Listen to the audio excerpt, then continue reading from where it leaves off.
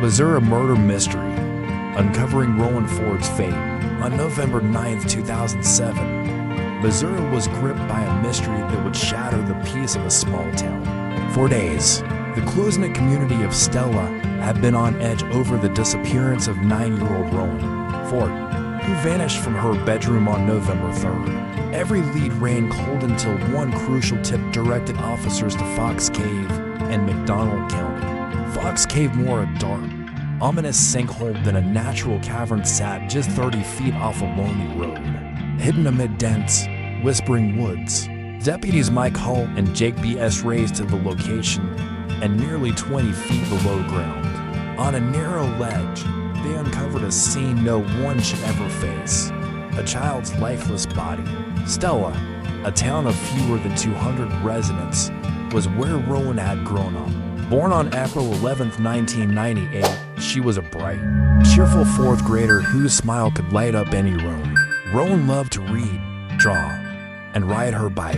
Her mornings often began with helping set up the church, where she eagerly awaited the pastor's arrival with a beaming smile on the steps.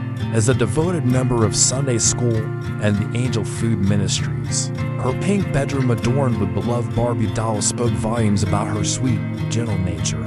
Yet, life hadn't always been easy for Rowan. Her hair was often left untended, and there were days when, despite Missouri's bitter winters, she went to school without socks. Even so, her spirit remained unbroken. Teachers described her as a little ray of sunshine, the kind of girl who put everyone at ease. As the youngest of 5 siblings, Rowan was naturally shy, sometimes hiding behind her older sister. But when she emerged, her warmth and joy illuminated every room.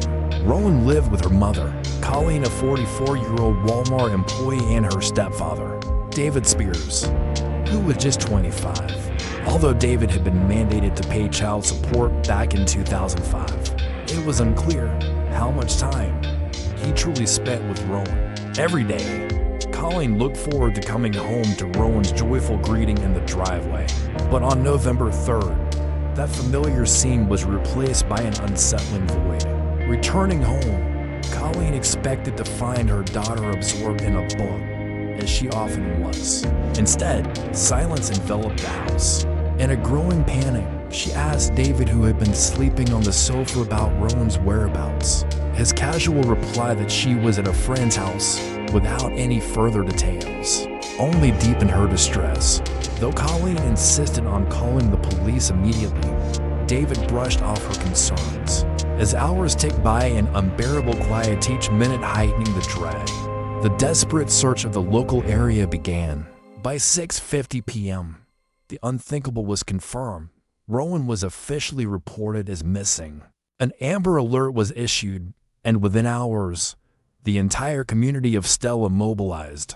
Neighbors, friends, and volunteers converged in the search, knowing that in any missing child case, every second counts.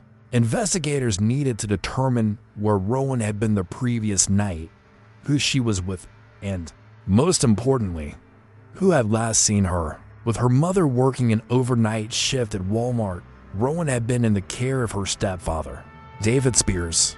David's account immediately raised concerns. He initially told investigators that on the night of November 2nd, he had gone out with his friends Christopher and Nathan, leaving Rowan asleep on her bedroom floor. He claimed to have returned around midnight without ever checking on her. However, as the investigation progressed, his story shifted. David later admitted that he had ventured out a second time around 1:30 a.m., calling his own mother to borrow her SUV. His mother recalled watching TV as she waited for him, never once checking on Rowan. Authorities found David's inconsistent statements deeply troubling. Newton County Sheriff Chris Jennings noted, "It was extremely strange. David's story changed multiple times, and we caught him in several lies." Equally concerning was the fact that he hadn't reported Rowan missing until 8 to 10 hours after she vanished. To gain clarity, investigators turned to Nathan and Christopher. According to Nathan, the trio had met at a farm where they were working that night. They then made their way to a local liquor store before returning to play pool together. Meanwhile, Colleen had left for work around 8:30 p.m. Later that evening, Christopher asked Nathan to drive him home, and David accompanied them, leaving Rowan alone at the property. At Christopher's trailer, the situation grew murkier. The men continued drinking, picked up more alcohol, and even smoked marijuana. About an hour later, Nathan and David left to head back home, Nathan deliberately taking the back roads to avoid police scrutiny for drunk driving. Nathan dropped David off and returned home by midnight on November 4th. The following day, Christopher Collins, the last person seen with David, spoke with deputies. His account largely mirrored Nathan's, though he notably omitted the detail about smoking marijuana. He claimed he had remained in his trailer and gone to sleep, adding that he hadn't spoken with David and had no idea that Rowan was missing.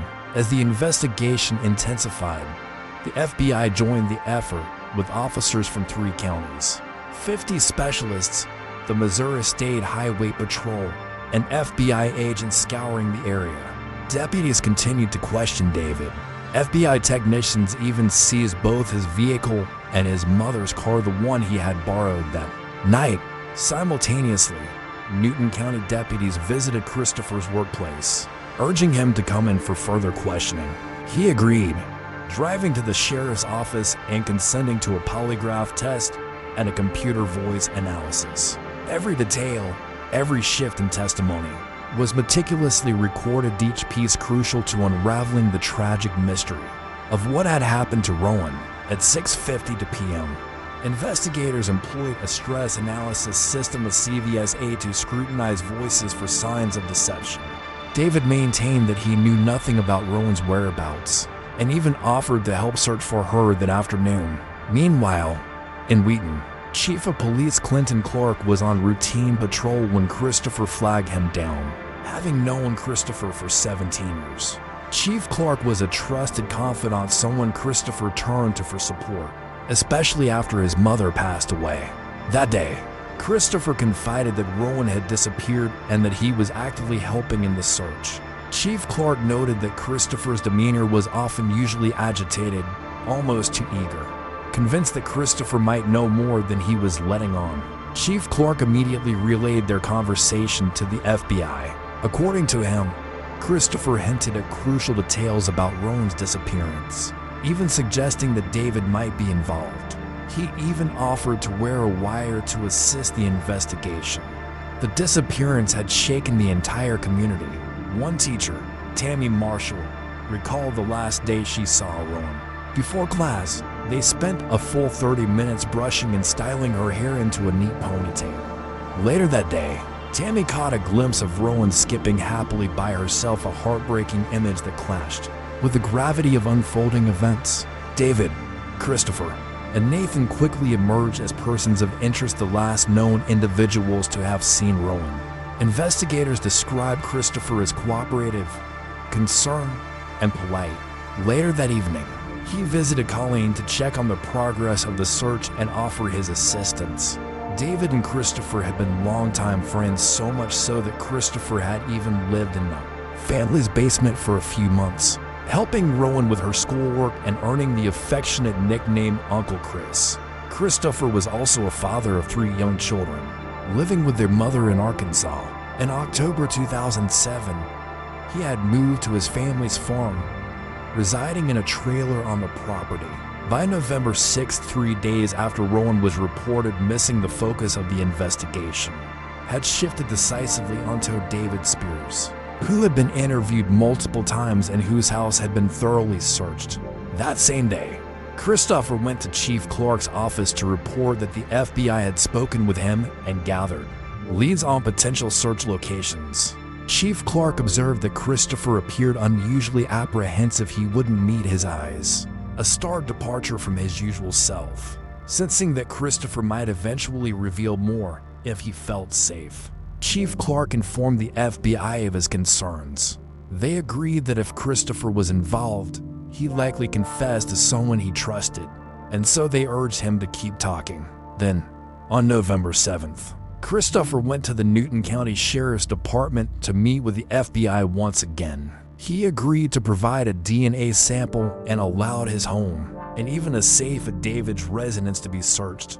During this interview, he challenged David's alibi for the night Rowan vanished, asserting that it simply wasn't true. As the conversation continued, Christopher's demeanor grew increasingly uneasy, hinting that there was much more lurking beneath the surface of his story. By 10:20 p.m. that evening, Christopher's nervousness and emotional state had become unmistakable. When asked about the missing child, he insisted he wouldn't speak further if they were going to pin the disappearance on him. With that, the interview abruptly ended. Later, Christopher met with Chief Clark, visibly shaken by the interrogation. Upset, he declared that he'd done me up about anything else and even suggested he might need a lawyer. Chief Clark reassured him that his right to counsel was intact, but stressed that it was in his best interest to continue cooperating in the search for Rowan. Christopher replied, "If I have anything else to say, I'll talk to you." Recognizing the importance of following proper procedure, Chief Clark reminded him of his Miranda rights. After signing a waiver, Christopher resumed his conversation, sensing that something was weighing heavily on his mind. Chief Clark pressed him for additional details about what had happened to Rowan. Suddenly, Christopher broke down in tears, insisting that he would never have harmed her, that he loved her. But before he could say any more, an interruption caused him to abruptly leave. At 11:17 p.m., Chief Clark updated the FBI, expressing concern that Christopher was reaching his breaking point. He suspected that Christopher might soon insist on having a lawyer present. The following day, Chief Clark provided the FBI with further insights into Christopher Collins, detailing his family, background, his long-standing relationship with Clark, and his uneasy involvement in the case. Clark was convinced that Christopher knew more than he was revealing, yet believed that finding Rowan's body was necessary before pushing further. A major breakthrough came soon after. Both David Spears and Christopher had worked for the Newton County coroner. Mark Bridges, a jack of all trades skilled in automotive work and sales. Bridges was on duty the day Rowan was reported missing.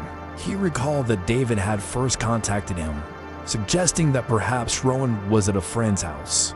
On November 8th, Bridges spent time with David, actively searching for Rowan. During this period, the FBI had wired David, even deploying an aircraft to monitor their movements. Bridges recounted playing a sort of devil's advocate, with David posing the unsettling question of what one would do if, say, one were in Christopher's shoes, responsible for what had happened. "Let's go look," Bridges urged, and David led him to a location. The first stop was a gaping hole in the ground fox cave. Bridges noted that he observed several items there that raised suspicions, though he couldn't be certain of their significance. In their conversation, both he and David hinted at an underlying purpose. Subconsciously, Bridges sensed that David had wanted him to search the cave. Following this lead, the FBI coordinated with the McDonald County Sheriff's Department. On November 9th, at roughly 8 a.m., deputies Mike Hull and Jake B.S. descended nearly 20 feet below ground at Fox Cave, and on a narrow ledge, they made a discovery that would forever haunt the community: a child's lifeless body. Every detail, every shift in testimony became critical.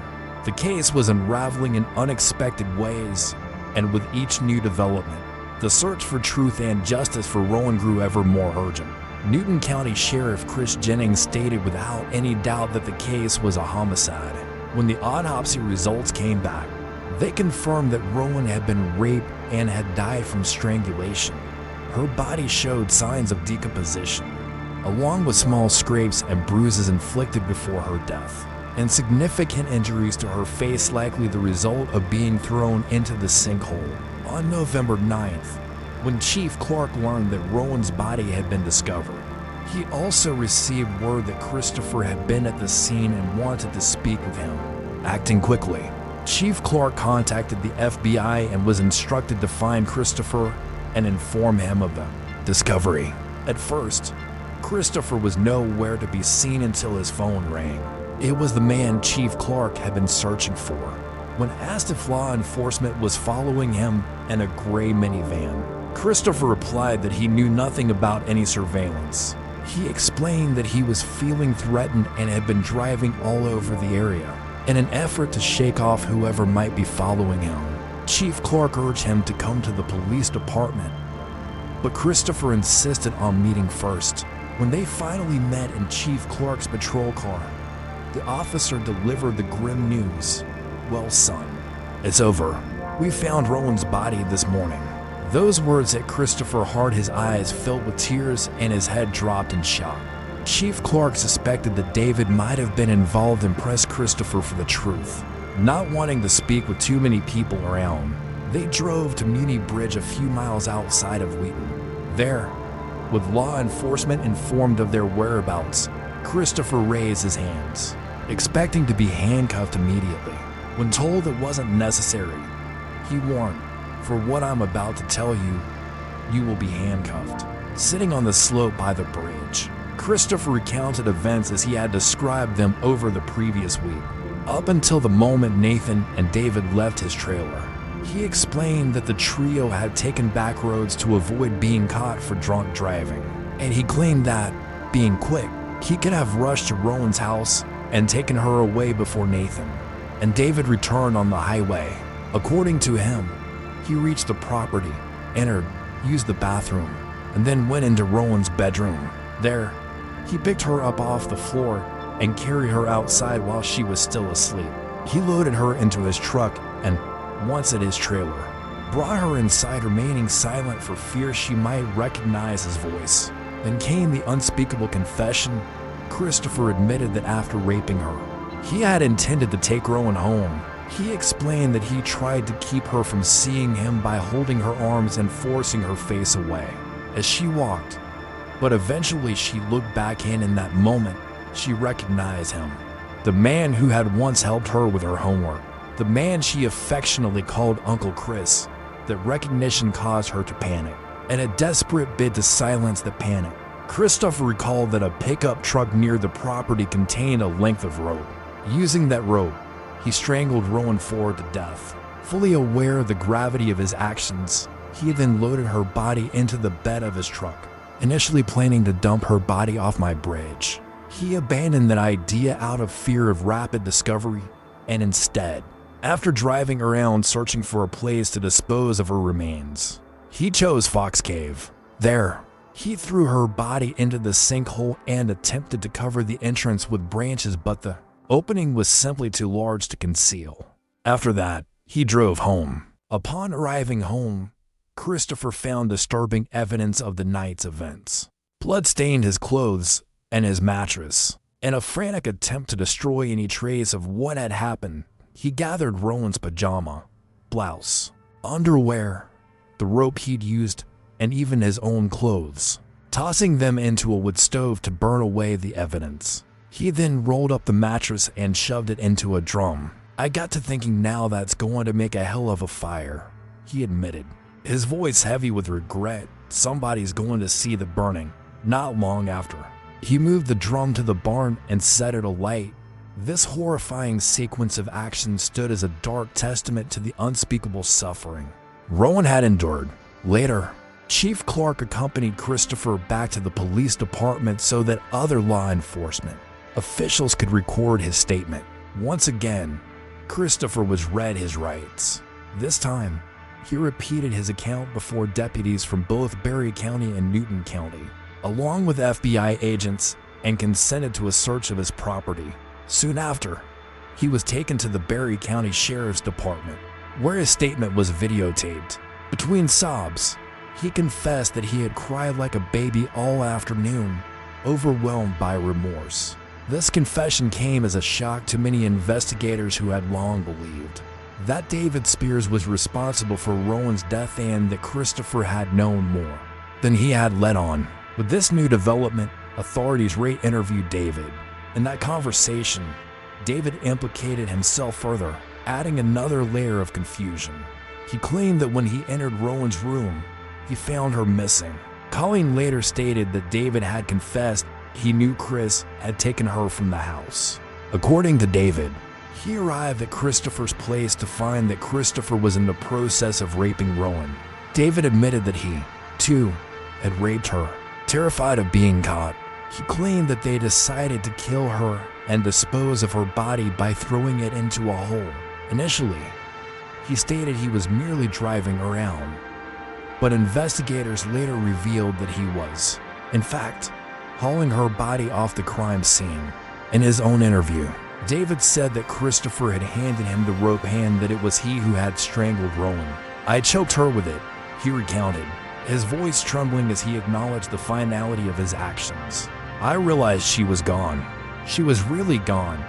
When questioned about these conflicting accounts, Christopher maintained that David had not been involved at any point during the crime or its aftermath. Two men were now admitting to participation, yet each insisted that the other had played no part. The case grew increasingly complex and confusing.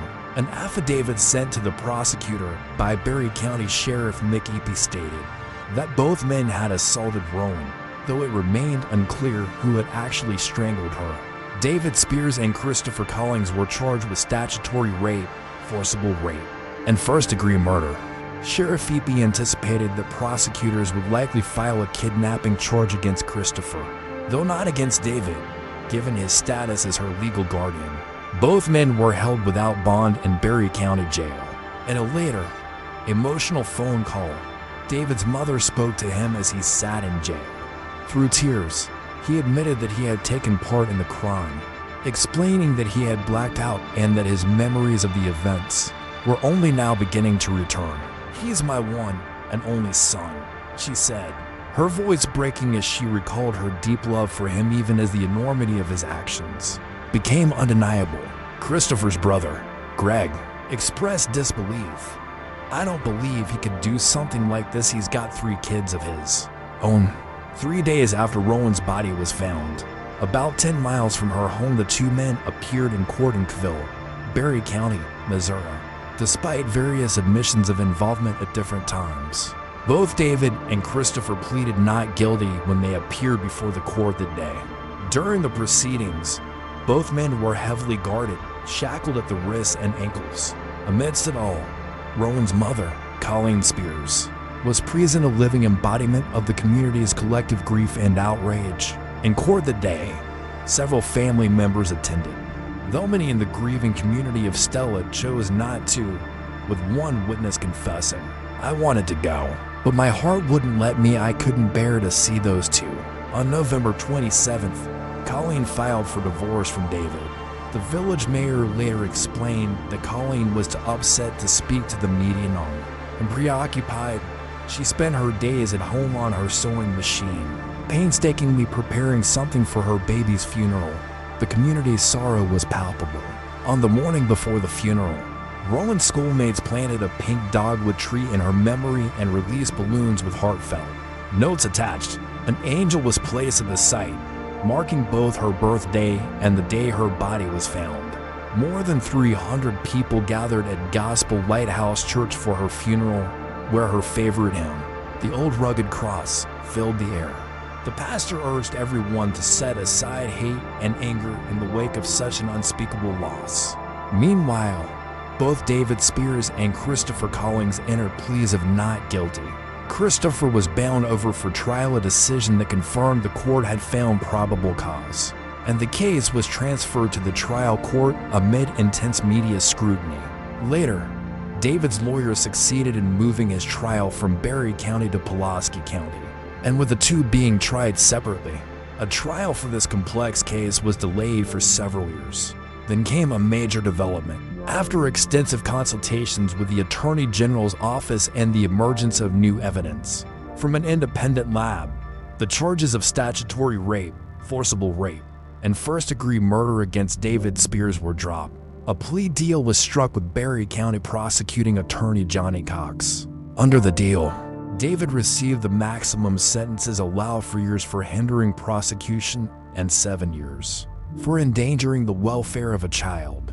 Prosecutor Cox later explained that the decision was not made lightly. He recalled that David had initially claimed involvement in the rape and murder of Rowan shortly after his arrest. For nearly 5 years, this case had consumed the resources of his office. Yet, aside from David's own statements, no additional evidence emerged to implicate him further.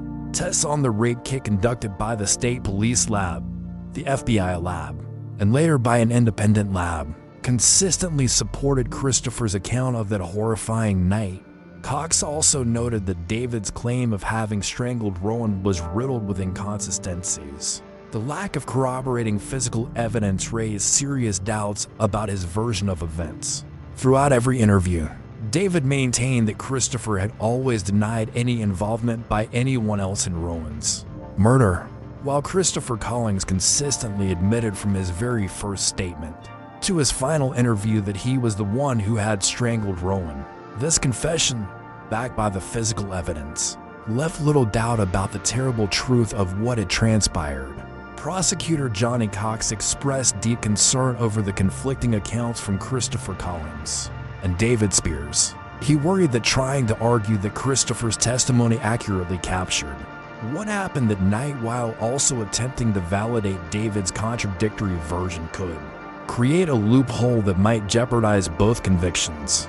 If we have to accept David's account as truth, he explained, it might create a way for his case to be overturned on the more serious charges, and even risk overturning Christopher's case as well.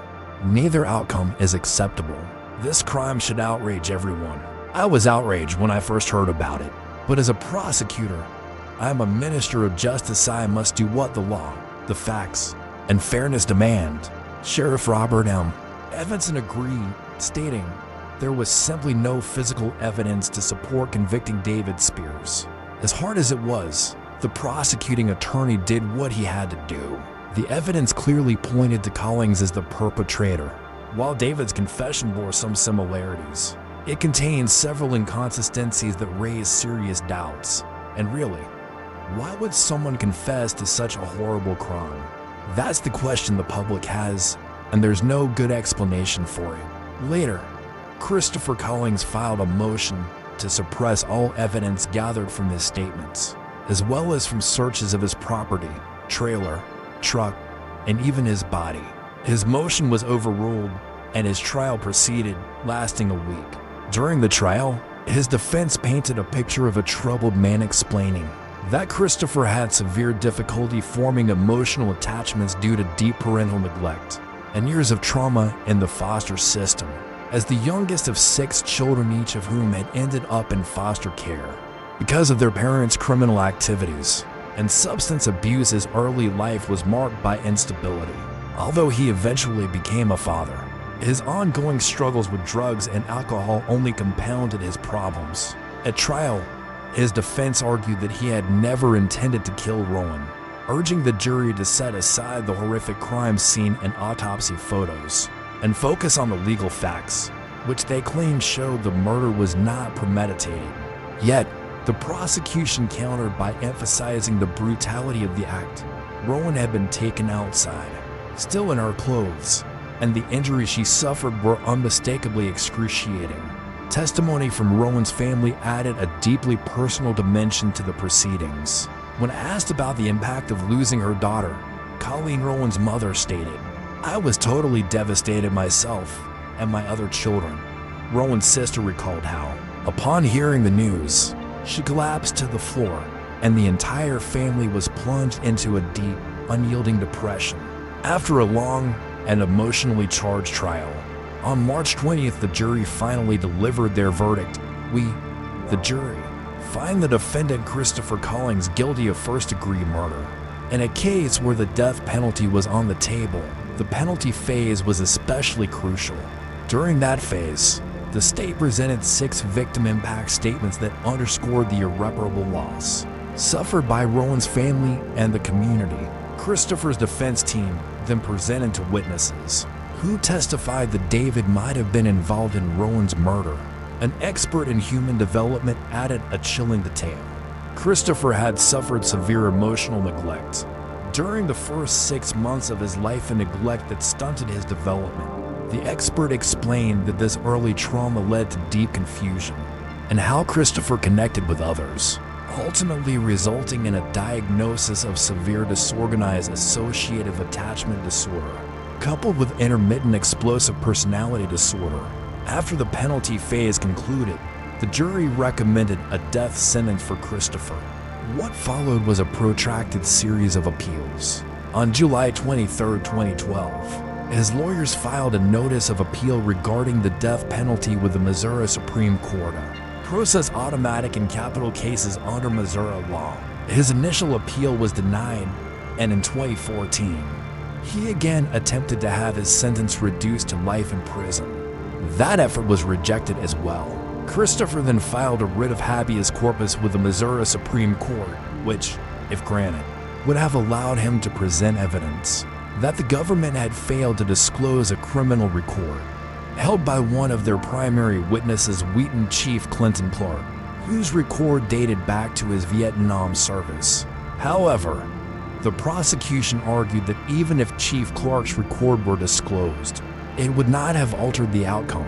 As the appeals process dragged on, new developments emerged regarding David Spears. He had served more than 7 years in custody before being released in 2015, only after completing his probation.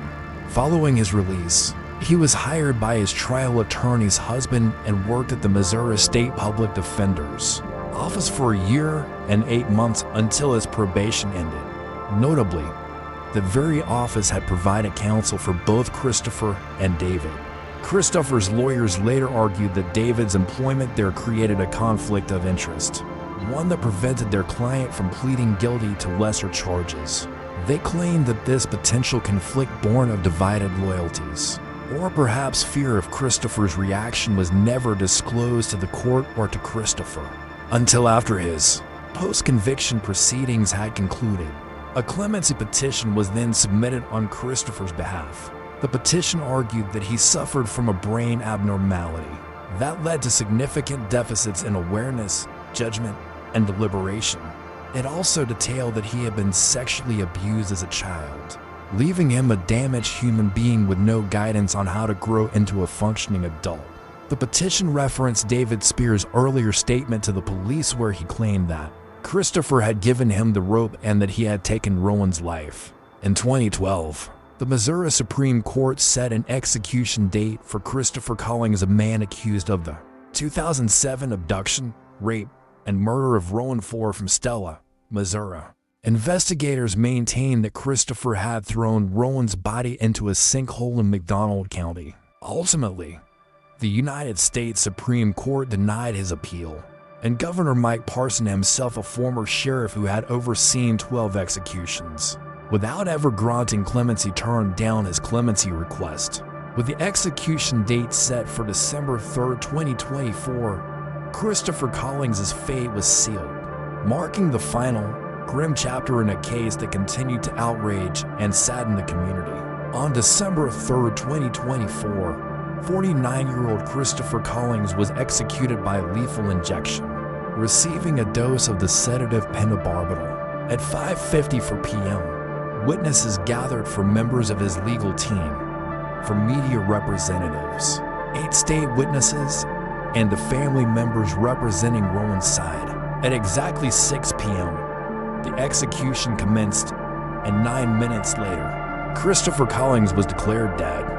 Before his execution, he had provided a written statement, later read aloud, in which he said, "Right or wrong, I accept this situation for what it is.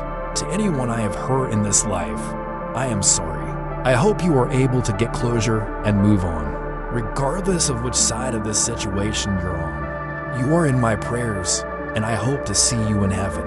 The day following the execution, Sheriff Chris Jennings reflected on the long, painful road to this moment. "There were countless hotlines about her situation," he said, "but law enforcement was never called.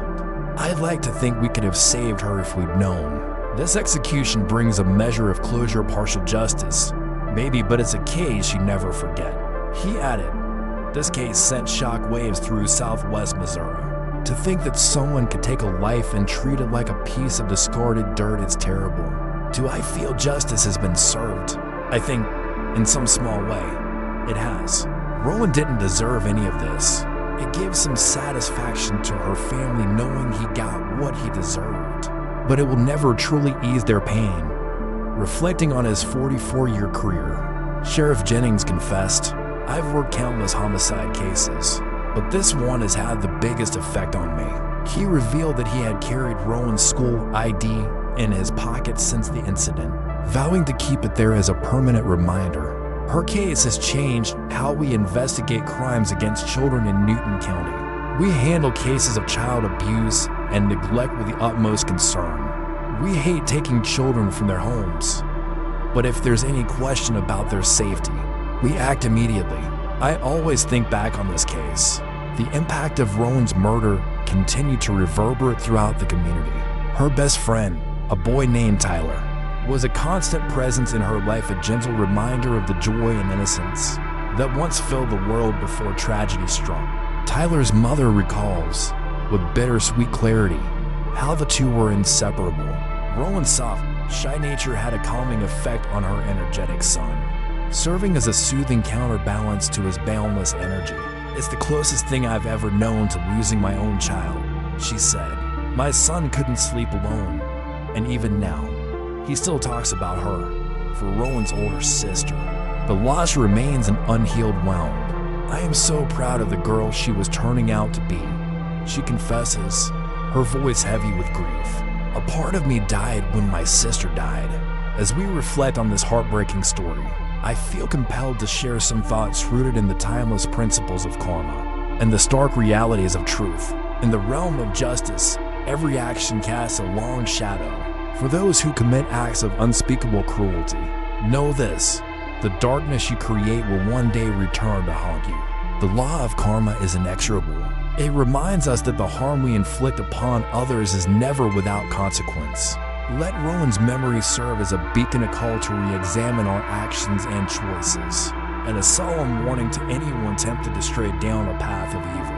If you find yourself contemplating harm or injustice, remember that true strength lies not in the destruction of others, but in the courage to pursue compassion and integrity. In the end, it is our commitment to truth that defines us, and it is the light of the truth that dispels the shadows of our misdeeds. Reflecting on the harrowing tragedy of Rowan Ford, we are reminded that violence and cruelty are not inevitable fates, but the outcomes of deep societal and personal failures. This case, steeped in betrayal, neglect, and unspeakable brutality, stands as a stark warning against the path of extreme behavior and unchecked aggression. It compels us to examine our own lives and the systems we support, urging us to choose compassion over cruelty. To prevent such tragedies from recurring, we must take concrete steps.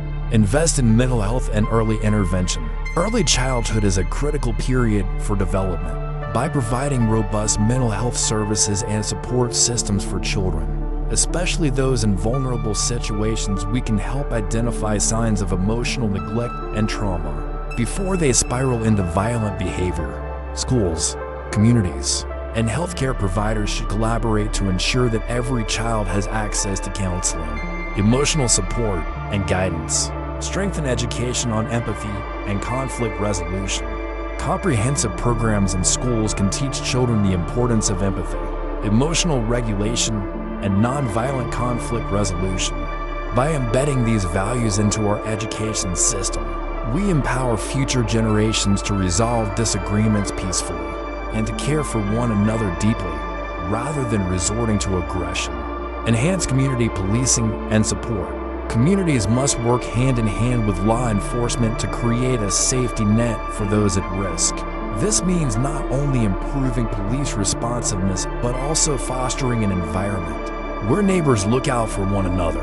Hotlines and community outreach programs should be well publicized and easily accessible, ensuring that any sign of abuse or neglect is reported promptly.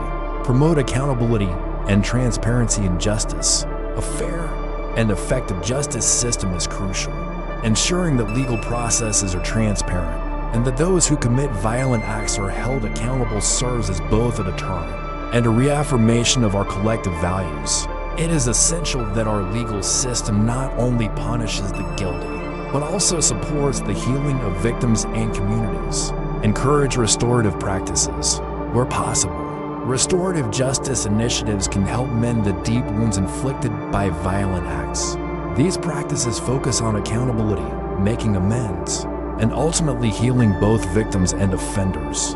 While not every crime can be fully remedied through restorative justice, integrating these principles where appropriate can contribute to a more compassionate society. Rowan's memory must serve as a beacon of call to re-examine our actions, choices, and the structures we build around us.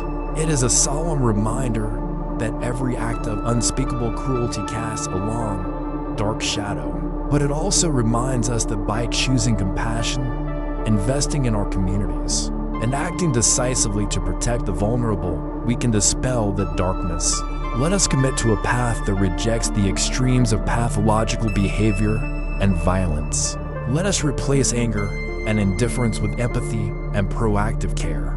Through education, community support, and a steadfast commitment to justice, we can honor Rowan's memory by ensuring that her tragedy is not in vain, that it lights the way to a future where every child is safe, every voice is heard, and every act of kindness builds a stronger, more compassionate society. I invite you to join us at Truth in Shadows, where we turn the lessons of the past into actionable steps for a better tomorrow. Together, we can transform sorrow into a powerful call for justice and accountability, and ensure that even in our darkest moments, the pursuit of truth and the embrace of empathy guide us toward redemption. Lord Jesus Christ, compassionate Buddha, Almighty God, we humbly come before you, hearts filled with gratitude and humility, seeking your mercy and forgiveness. We ask that you shower your boundless compassion upon all souls burdened by sin. Grant your forgiveness and salvation to those who have strayed from the path of righteousness, and free them from the weight of their transgressions. May your divine light guide every lost soul towards healing and redemption. Help us all to embrace forgiveness and extend compassion to one another, that we may mend the wounds of our past and build a future filled with love and understanding.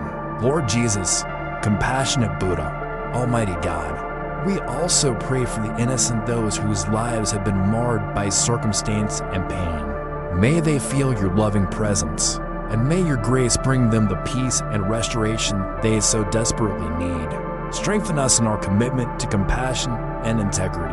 Help us recognize that true strength lies not in inflicting pain or judgment, but in uplifting one another with kindness and mercy.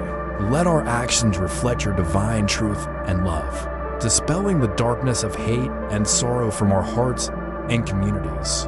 We offer this prayer in the hope that your eternal mercy may reach every soul, healing, redeeming, and restoring them to a state of grace and peace. Amen.